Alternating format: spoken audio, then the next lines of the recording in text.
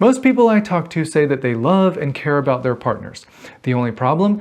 They don't have the faintest idea what that means or requires of them. First example, I don't care if you feel content. I don't care if you don't feel like there's any issues in the relationship. If your partner isn't feeling the same way, if they feel disconnected, disrespected, or discontent, then you have a relationship problem. Because this relationship isn't about you, it's about us. And if you can't bring yourself to care about the us, then you have no business being in this partnership. See, we all want the benefits of a committed relationship, but we don't have the capability or interest in doing the work required to maintain one. Because your words and actions affect things. Whether or not you check in with your partner, it affects the closeness.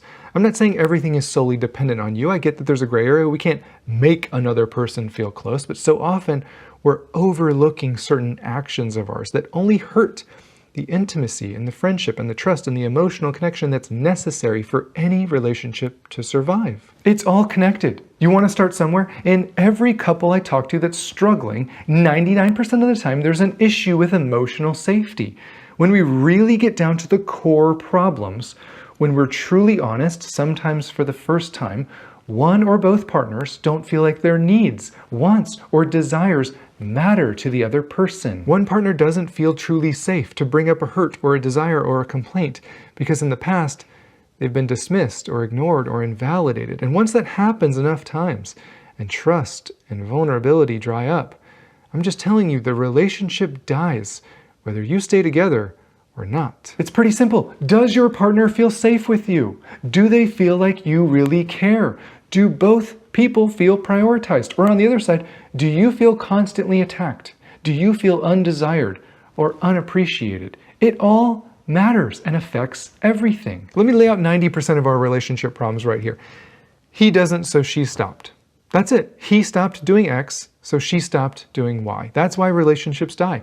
There's no intimacy because it's really hard to be connected to someone when you don't really trust them. It's really hard to be vulnerable when they dismiss you. It's really hard to serve and prioritize someone else's needs when you don't feel like they care about yours, isn't it?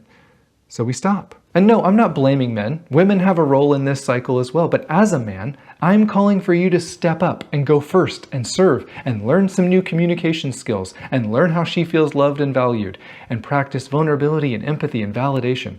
I'm calling for you to break out of this cycle through awareness. You have no idea the world of difference that will make. Or you can go my route and be blindsided when she kicks you out or leaves. It's your choice. And ladies, don't get stuck in these cycles either. It takes two to fight. Don't get stuck thinking you have to nag him, you have to criticize him, you have to blame him. Passive aggressiveness and resentment are your first clues that something needs to be addressed right now. Don't label him as the problem. Don't diagnose him. Oh, he's a narcissist. Oh, he's avoidant. Oh, he's intimacy averse. Just so you can justify your own destructive responses and reactions now. Those are still choices. Is it hard? Yeah. Is it oftentimes painful and sad and lonely? Yes. But you have to love yourself and respect yourself and love your relationship enough that the moment some destructive behaviors creep into it from you or them, you realize it for the threat that it is and you say, no, not in this relationship. And when you guys butt heads and you can't figure something out, you move it up the chain to someone else who can help you. Because I can tell both of you, there's no point in just delaying the inevitable. The goal isn't simply staying together regardless of whether or not you feel disconnected and distant. The goal is friendship and closeness and emotional safety and trusting each other. The goal is mutual respect and appreciation and affection and flirting with each other again. The goal is talking about how you're going to handle conflicts before you're in the middle of one, not just avoiding them out of fear. The goal is mutual service and inviting and encouraging our partners to share what's on their heart because we value them and we trust them.